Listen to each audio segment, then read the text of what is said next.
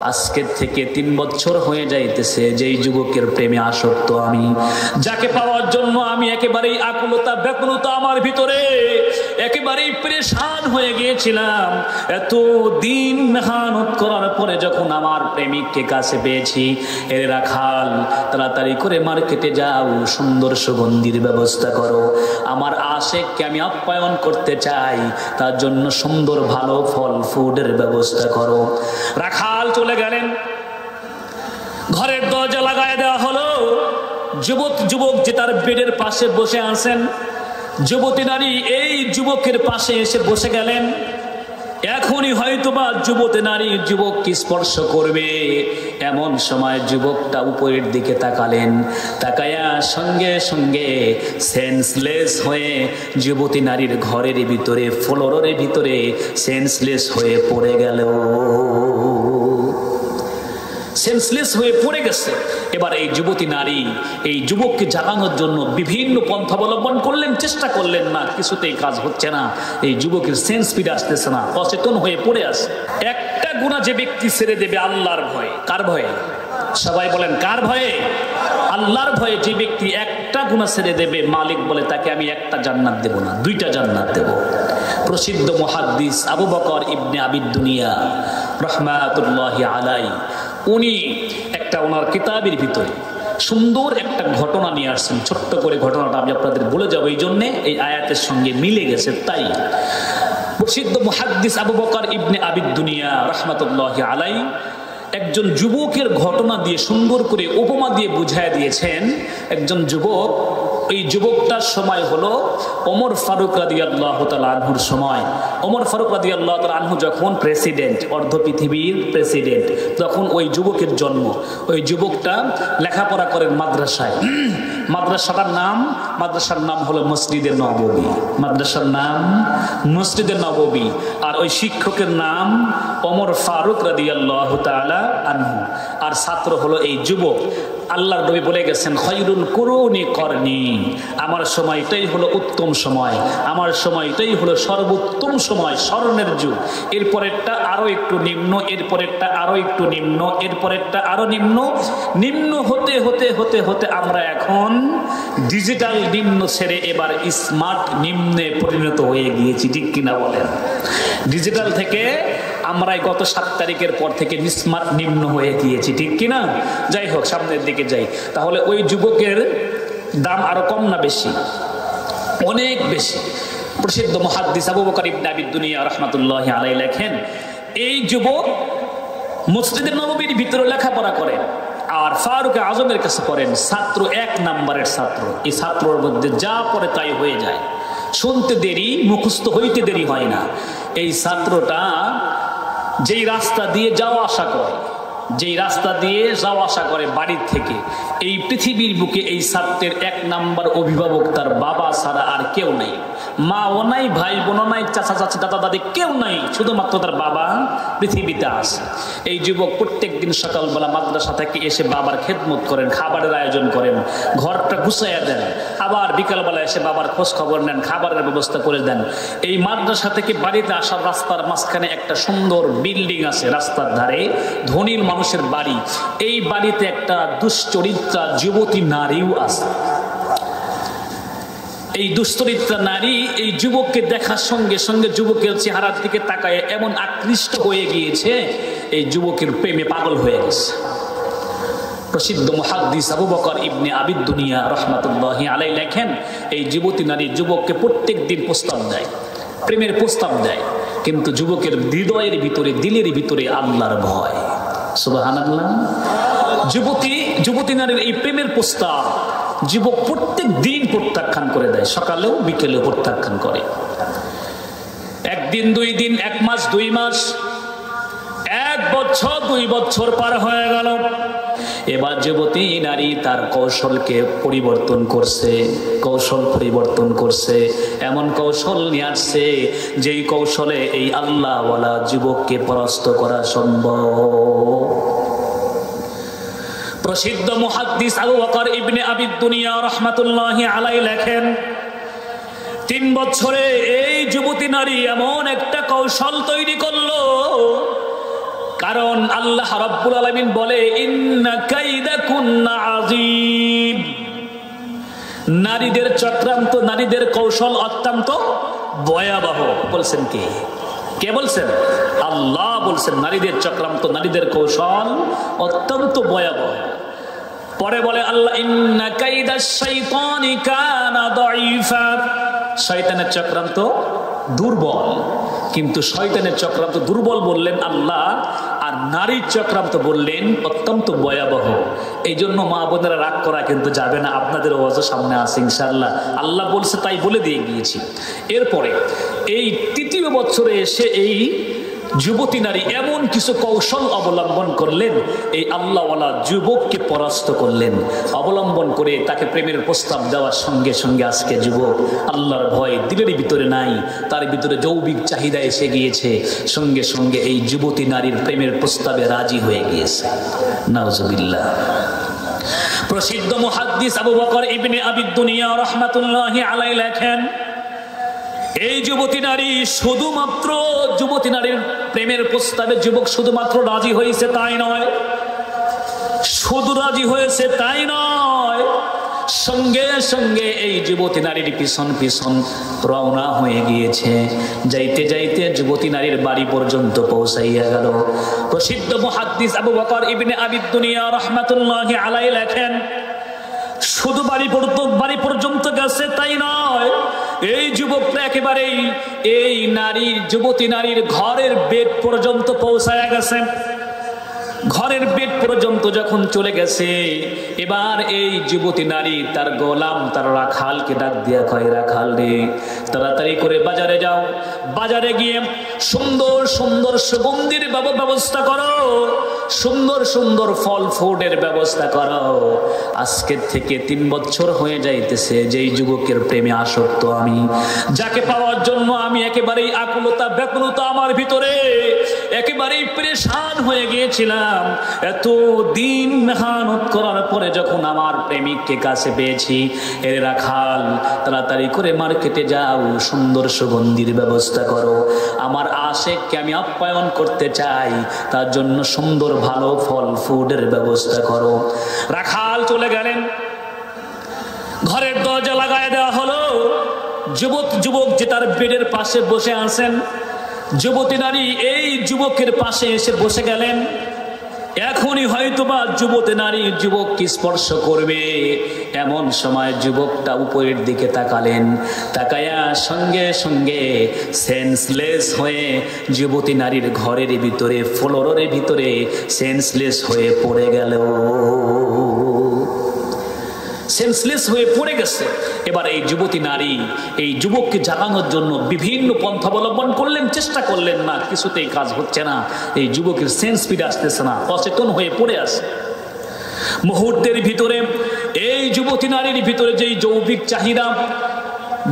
চাহিদা এসে গিয়েছিল, মুহূর্তের ভিতরে এই যৌবিক চাহিদাটা মাটির সঙ্গে মিশে গিয়েছে। ঠিক যাবে কি যাবে না? তার ঘরের ভিতরে একটা যুবকের লাশ, আর কি যৌবিক চাহিদা থাকতে পারে নাকি? না না না, মুহূর্তের ভিতরে যুবতী নারীর যৌবিক চাহিদাটা মাটির সঙ্গে মিশে গেল। দীর্ঘক্ষণ চেষ্টা করার পরেও যখন যুবক জাগ না পায় না, এক পর্যায়ে তোর রাখাল যখন বাজার থেকে সুন্দর সুগন্ধি ফল ফুড নিয়ে যখন বাড়িতে ফিরছে, বাড়িতে ফেরার পরে ঘরের দরজায় নক করার সঙ্গে সঙ্গে দরজা খুলে দেওয়া হলো। খুলে দেওয়ার পরে এই যুবক গোলাম ডাক দিয়া কয়, আরে ম্যাডাম, আমার মনিব, দেখে গেলাম কি, এসে দেখতে পাইতেছি কি, দেখে গেলাম যুবক আপনার বেডের উপরে বসা, আর সেই যুবক মরে পড়ে আছে আপনার ঘরের ফ্লোরের উপরে। কাহিনীটা কি? মনি এই ম্যাডাম ডাক দেয়া কয়, এর রাখাল, যেই প্রশ্ন করছো উত্তর দেওয়ার সময় নাই, উত্তর দেওয়ার কোনো সময় আমার কাছে নাই। যুবক রাখাল, তোর উপায় নাই, আমারও কিন্তু উপায় নাই। বাঁচতে চাইলেই যুবককে কমপক্ষে এখান থেকে বের করে অন্য জায়গায় ফেলে দিয়ে আসি। কেউ যদি না দেখে তবেই বাঁচা যাবে, আর যদি কেউ দেখে ফেলে তাহলে কিন্তু উপায়। রাখাল আর এই যুবতী নারী, যুবক অচেতন যুবককে ধরাধরি করে ঘর থেকে বের করলেন, রাস্তায় নিয়ে আসলেন। গভীর রাত্রিতে তার বাড়ির ঘরের দরজায় রেখে গোলাম আর এই মহিলা দুইজন পালায়া গেলেন। পালায়া যাওয়ার পরে বৃদ্ধ বাবা প্রত্যেক দিন যেই সময় তার সন্তান রাত্রিবেলায় এসে তার খেদমত করে যায়, খাবারের ব্যবস্থা করে, আজকে সেই সময় পার হয়ে যায়, কিন্তু বৃদ্ধ দেখতেছেন তার সন্তান ঘরে ফেরে না। বৃদ্ধ বাবা হাতে লাঠি ভর দিয়ে বিছানা থেকে উঠে ঘরের দরজা খুলে যখন সামনের দিকে তাকাইছে, না বাবাকে সন্তানকে দেখা যায় না। বৃদ্ধ বাবার চোখটা যখন নিজের দিকে গেছে রে, সঙ্গে সঙ্গে বৃদ্ধ বাবা চিল্লায়া ডাকে, পাড়া প্রতিবেশী তোমরা কে কোথায় আসো, তাড়াতাড়ি করে আসো, এই পৃথিবীর বুকে আমার বেঁচে থাকার মতো এক নাম্বার একমাত্র সম্বল আমার বুকের মানিক, হাতের লাঠি, আমার যুবক সন্তানটা পড়ে আছে, তোমরা কে কোথায় আছো, তাড়াতাড়ি করে আসো, আমার সন্তানটাকে তোমরা একটু ধরো। বৃদ্ধর চিল্লানি শুনে প্রতিবেশী সবাই চলে আসলেন। এই বৃদ্ধকে কেউ, মানুষগুলা এসে যুবককে কেউ জাগানোর জন্য কেউ বা পানি খাওয়ায়, আবার কেউ বা গাছ দেয়, কেউ বা ঝাড় ফুঁক দেয়, কিন্তু যুবকের কিচ্ছু হয় না। রোগী বেশি না ডাক্তার বেশি? মোল্লা তফিয়াজুকে জিজ্ঞাসা করছে বাদশাহ, মোল্লা তফিয়াজু আমাদের দেশে রোগী বেশি না ডাক্তার বেশি? উনি বলেছেন যে ডাক্তার বেশি, রোগী কম, ডাক্তার বেশি। কিন্তু বাদশাহ বলে না, এই কথাটা মানতে পারলাম না, ডাক্তার কেমনে বেশি হয় রোগীর চাইতে। পরের দিন এসে সিংহাসনে বসছে বাদশাহ, বসার সঙ্গে সঙ্গে মাথা ব্যথা শুরু হয়ে গেছে। বলছে শুধু আমার মাথা ব্যথা করতেছে। একজন এসে মাথা টিপায়া দেয়, একজন কয় নাপা খান, আর একজন কয় নাপা এক্সট্রা খান, আর একজন গাছ দেয়, আর একজন পানি ফোড়ে দেয়, একজন ফু দেয়। আর পাশ থেকে দেখে দেখে মোল্লা তফিয়াজু হাসতেছে। বাদশাহ বলে হাসিস কেন, কি হয়েছে, আমি কষ্ট পাই তুই হাসিস কেন? কয় বাদশাহ কালকেই তো বললেন যে ডাক্তার বেশি না রুগী বেশি, আমি বলছিলাম ডাক্তার বেশি, আপনি মানতে পারেন নাই। দেখেন রুগী আপনি একা, ডাক্তার কত? রুগী একা, ডাক্তার কত? তো ডাক্তার সবাই হয়ে গেছে। এই যুবককে জাগানোর জন্য কেউ বা পানি দেয়, কেউ বা গাছ দেয়, কেউ বা ঔষধ দেয়, কেউ বা ঝাড়া ফুঁক দেয়। একজন মানুষ যখন এই যুবকের চোখের ভিতরে পানি ফিকে মেরেছে, মারার সঙ্গে সঙ্গে যুবকটা একটু সেন্স ফিরে পেয়ে নড়াচড়া হয়ে উঠে গিয়েছে। সুবহানাল্লাহ। প্রসিদ্ধ মুহাদ্দিস আবু বকর ইবনে আবি দুনিয়া রাহমাতুল্লাহি আলাইহি লেখেন, এই যুবক যখন নড়াচড়া দিয়ে উঠছে আর নিজের ঠোঁটটা নাড়ায়া নাড়ায়া কি যেন বলতে চায়, একজন ধনী ব্যক্তি, একজন শিক্ষিত ব্যক্তি, জ্ঞানী ব্যক্তি এই যুবকের ঠোঁটের কাছে কান লাগায়া কয়, এটা যুবক ঠোঁট নাড়ায়া কি বলতে চাও, কি বলতে চাও, তাড়াতাড়ি করে বলো, একটু শুনতে চাই। যুবক বলতেছেন, ও ভাই, আমি যেই রাস্তা দিয়ে মাদ্রাসায় যাই আর বাড়িতে আসি, এই রাস্তার ভিতরে, ওই মোড়ের ভিতরে ওই বিল্ডিং দেখা যায়, ওই বিল্ডিং এর ভিতরে একটা ধনীর দুলালি সুন্দরী যুবতী নারী আছে। 2 বছর যাবত আমাকে ডিস্টার্ব করে, প্রেমের প্রস্তাব দেয়, রাজি হই না, অন্তরে আল্লাহর ভয়, কিন্তু এটা কাউকে কোনোদিন বলি নাই। কিন্তু আজকে 3 বছর যাইতেছে, আর যুবতী নারী এমন কৌশলে আমাকে প্রেমের প্রস্তাব দিয়েছিল, আমি রাজি হয়ে গিয়েছি। শুধু রাজি হয়েছি তাই নয়, আমি এই যুবতী নারীর ঘরের বেড পর্যন্ত পৌঁছাইয়া গিয়েছিলাম। বলে তারপরে কি হলো? এরপরে এই যুবতী নারী তার ঘরের বেড পর্যন্ত পৌঁছাইয়া গেলে তার রাখালকে বলে, মার্কেটে যাও, ফল ফুল সুগন্ধি নিয়ে আসো। ঘরের দরজা লাগাইয়া দিয়ে যখন আমার বেডের পাশে এসে বসে গেছেন, আমি বসার সঙ্গে সঙ্গে কে যেন আমার চোখের সামনে এমন সুন্দর সুন্দর সিনারি, এমন সুন্দর সুন্দর দৃশ্য দেখায় রে, আর আমার কানের ভিতরে কে যেন চিল্লায়া চিল্লায়া কোরআনুল কারীমের একটা আয়াতে কারিমা বারবার বারবার তেলাওয়াত করে। বলে এরপরে কি হয়েছে আমি জানি না, এরপরে কি হয়েছে, কে আমাকে ধরে আমার ঘরের দরজা পর্যন্ত পৌঁছায়া দিয়েছে তাও জানি না। জ্ঞানী ব্যক্তি ডাক দিয়া কয়, যুবক, কোরআনুল কারীমের কোন আয়াত তোমার কানের ভিতরে বারবার পড়ছে, ওই আয়াতটা তাড়াতাড়ি করে বলো বলো বলো। যুবক বলে, ইন্নাল্লাযীনা তাকাউ ইযা মাসসাহুম তাইফুম মিনাশ শাইতান তাযাক্কারু ফাইদা হুম মুবসিরুন। আল্লাহু আকবার। ধনী ব্যক্তি, জ্ঞানী ব্যক্তি যুবকের এই কোরআনের আয়াতটা শোনার পরে জ্ঞানী ব্যক্তি কান উঠায়া বলে, যুবক রে, বুঝতে পেরেছি, এই জন্য তুমি আল্লাহর ভয় নিয়ে জমিনের ভিতরে চলো। গুনার দিকে যখন শয়তান তোমার কাঁধে সওয়ার হয়ে, শয়তান যখন গুনার দিকে আকৃষ্ট করেছে, গুনার দিকে ধাবিত হয়ে গিয়েছো, আল্লাহর ভয় অন্তরে নিয়ে চলার কারণে আমার মালিক বুঝি তোমাকে নিজে হাতে গুনার থেকে বাঁচানোর জন্য এমন সেন্সলেস করে ঘরের ভিতরে ফালাইয়া দিয়েছিল। ইন্নাল্লাযীনা ইত্তাকাউ ইযা মাসসাহুম তাইফুম মিনাশ শাইতান, যখন আল্লাহর ভয় নিয়ে বান্দারা দুনিয়াতে চলতে থাকে, এই লোকগুলা যদি কখনো গুনাহ শয়তানের আসরে গুনাহ করতেই বসে, মালিক তাকে গুনাহ থেকে বাঁচায় দেয়। আর পরে রাতে বলে, ওয়া ইখওয়ানুহুম ইয়ামুদ্দুনাহুম ফিল গায়ি সুম্মা লা ইউকসারুন। আর যেই ব্যক্তিরা আল্লাহর ভয় নিয়ে জমিনের ভিতরে চলে না, মালিক বলে ওদের এই কলবের ভিতরে, ওদের চোখের ভিতরে এমন মোহর মেরে দেই, মুহূর্তের ভিতরে শয়তান ওদেরকে ধোঁকা দিতে পারে। যুবকটা সুস্থ হয়ে গেল আস্তে আস্তে, প্রতিবেশীরা সবাই যার যার মতো বাড়িতে চলে গেল। কিন্তু রাত গভীর থেকে গভীর হইতেছে, এক পর্যায়ে যুবকটা সুস্থ যুবক আবার অসুস্থ হওয়া শুরু হয়ে গেল। এমন অবস্থা হয়ে গেল, তার শরীরটা এমন হয়ে যাইতেছে, যুবক তার বাবাকে ডাক দিয়া কয়, এরে বাবা, আমার শরীরের যে কন্ডিশন হয়ে যাইতেছে, আমার মন বলে আমি আর বেশিক্ষণ জমিনে বাঁচতে পারবো না, মরে যাব।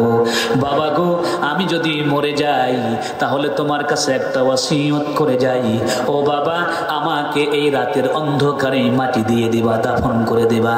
খবরদার খবরদার, দিনের আলো আমি যেন আমার লাশটা যেন দেখতে না পাই। প্রসিদ্ধ মুহাদ্দিস আবু বকর ইবনে আবিদ দুনিয়া রাহমাতুল্লাহি আলাইহি লেখেন, এই যুবকটি ওসিয়ত করতে করতে ওসিয়ত করা শেষ হয়ে গেল, হঠাৎ করে যুবকের দেহের ভিতর থেকে প্রাণবায়ুটা উড়ে গেল, যুবকটা লাশ হয়ে পড়ে গেল। বৃদ্ধ বাবা আবার চিল্লানি শুরু করছে, কে কই আসো, তাড়াতাড়ি আসো, আমার সন্তানটা মারা গেছে, তাকে গোসল দিতে হবে, সুন্দর কাফন পরাইতে হবে, আমার সন্তানটাকে তাড়াতাড়ি করে দাফন করে দাও। কিছু সংখ্যক মানুষ আসলো, কেউ বা যুবককে সুন্দর করে গোসল করায়, আবার কেউ বা যুবককে সুন্দর কাফনের কাপড়ের ভিতরে মোড়াইয়া দেয়, কেউ বা কবর খনন করে, আবার কেউ বা আবার যুবকের জন্য জানাজার ব্যবস্থা করে। মুসলমানদের শেষ সময় এই যে নিয়মগুলা সুন্দর করে উত্তম রূপে গোসল দেয়, সুগন্ধি লাগায়া দেয়, সুন্দর সাদা কাফন দিয়ে সুন্দর করে প্যাকেট করে, এরপরে সম্মানের সাথে মাটির ভিতরে রেখে দেয়। আজকে মুসলমানদের এই একটা কাজ দেখে কত বিধর্মীরা কালিমা পড়ে পড়ে মুসলমান হইতেছে। কত সুন্দর নিয়ম মুসলমানদের। এই যুবকটি ওসিয়ত করতে করতে ওসিয়ত করা শেষ হয়ে গেল, হঠাৎ করে যুবকের দেহের ভিতর থেকে প্রাণবায়ুটা উড়ে গেল, যুবকটা লাশ হয়ে পড়ে গেল। মরার পরেও লাশটার দাম কত দেখেন না, কত দাম। কিছু সংখ্যক লোক কবর খনন করলেন, কিছু সংখ্যক এই যুবককে গোসল করাইলেন, অল্প কিছু সংখ্যক মানুষ জানাজা দিয়া রাতের অন্ধকারে দাফন কার্য সম্পন্ন করলেন।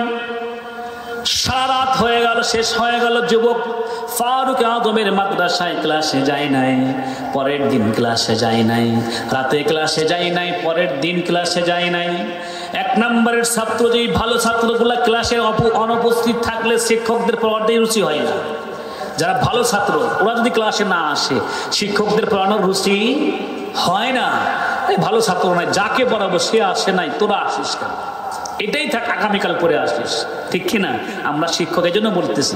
আবার ছাত্ররা খারাপগুলো আসে নাই, কিন্তু ভালো ছাত্র 3-4টা আসছে, কয় তোদেরই তো পড়াই আমি, ভালো করে পড়, এই পড়ানে পরিবর্তন করে আর এক পড়া দিয়ে দেয়। ঠিক এইরকম ভাবে ফারুক আদম ক্লাসের ভিতরে আসে, 1 নম্বরের ছাত্র আসে না, ফারুক আদমের ক্লাসের ভিতরে মন বসে না। পরের দিন আসে নাই, মন বসে না, রাত্রে আসে নাই, মন বসে না, পরের দিন আসে নাই, মন বসে নাই। এবার শিশু সংখ্যক কয়েকজন ছাত্রকে বলল, যাও তো দেখি ওই যুবকের বাড়িতে গিয়ে খোঁজ নাও, ওই যুবক দুনিয়াতে কোনো বিপদের সম্মুখীন হয়েছে কিনা। যদি বিপদের সম্মুখীন হয়ে যায় তাহলে আমরা সবাই মিলে গিয়ে যুবককে আমরা একটু সহযোগিতা করে বিপদ থেকে উদ্ধার করতে চাই। কয়েকজন ছাত্র চলে গেলেন বাড়িতে, গিয়ে তার বাড়ির পরিচয় নিয়ে বাড়িতে গেলেন। যাওয়ার পরে যুবকের বাপকে ডাক দিয়ে কয়, এরে বৃদ্ধ চাচা, তোমার সন্তান কেন মাদ্রাসায় যায় না? যে বৃদ্ধ বলে, আমার সন্তান মাদ্রাসায় কেমনে যাবে? আমার সন্তান এই এই এই এই অবস্থার ভিতরে এইভাবে দুনিয়াতে আমার ঘরের সামনে এসেছিল। এক পর্যায়ে যুবক সন্তান, আমার সন্তানটা মারা গেছে, সন্তানের ওসিয়ত মুআফিক রাতের অন্ধকারে সন্তানকে আমরা দাফন করে দিয়েছি, দিনের আলো সন্তানকে লাগতে দেই নাই। এরপরে ছাত্ররা ফারুক আজমের কাছে গিয়ে বলতেছেন, ওমর ফারুক আমিরুল মুমিনিন, আপনার সেই এক নম্বরের ছাত্র এই এই এই এই অবস্থার সম্মুখীন হয়েছিল, এক পর্যায়ে পৃথিবীর থেকে বিদায় হয়ে গিয়েছে, ওসিয়ত মুআফিক তার বাবা এবং প্রতিবেশীরা রাতের অন্ধকারে দাফন করে দিয়েছে।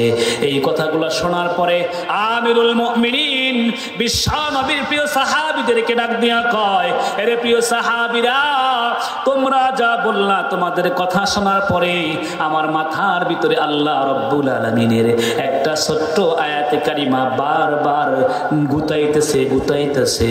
আমি এই আয়াতটা বারবার মাথার ভিতরে প্রশ্ন করে, আমাকে তাড়াতাড়ি করে নিয়ে চলো, ওই যুবক কোন কবরস্থানে দাফন করেছো, কবরস্থানে নিয়ে চলো।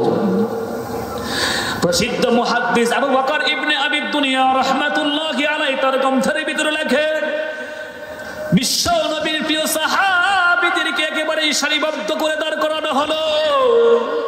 ফারুক আজম সামনে গিয়ে দাঁড়ালেন, চলো চলো, কোন কবরস্থানে গিয়েছে রাহবারি করে নিয়ে গেলেন। কবরস্থানের পাশে গিয়ে বলে, এই যে কবরস্থান, এই কবরস্থানের ভিতরে আপনার এক নম্বরের প্রিয় যুবক ছাত্রকে দাফন করা হয়েছে। কবরের ভিতরে ফারুক আজম ঢুকলেন, ঢোকার পরে দেখাইয়া দিলেন, এই যে নতুন কবর দেখা যায়, এই নতুন কবরটা হলো আপনার প্রিয় ছাত্র। ফারুক আজম কবরের পাশে গেলেন, কবরের পাশে গিয়ে বললেন, আসসালামু আলাইকুম ইয়া আহলাল কুবুর। আমরা পড়ি কি পড়ি না? ও মুসলমান, আজকের এই তাফসীর মাহফিল থেকে একটা আমল আপনাদের বলে দিয়ে যাই। কবরস্থানের পাশ দিয়ে যখন যাইবা গো, কবরস্থানের পাশে গিয়ে একটু দাঁড়ায় যাইবা, একবার সূরা ফাতিহা, তিনবার সূরা ইখলাস, কয়েকবার দরুদ শরীফ পড়ে এই কবরবাসীকে দিয়ে আসবা গো।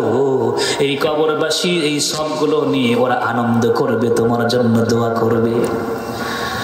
আমি আপনি যখন আবার মারা যাব, এই পৃথিবীতে যারা জীবিত থাকবে, আমি যদি জীবিত থাকা অবস্থায় এই আমলগুলা করি, ওই মানুষগুলাও এই আমলগুলা আমি মরে গেলে আমার কবরের পাশে গিয়ে পড়বে। এই জন্য করার দরকার আছে না নাই?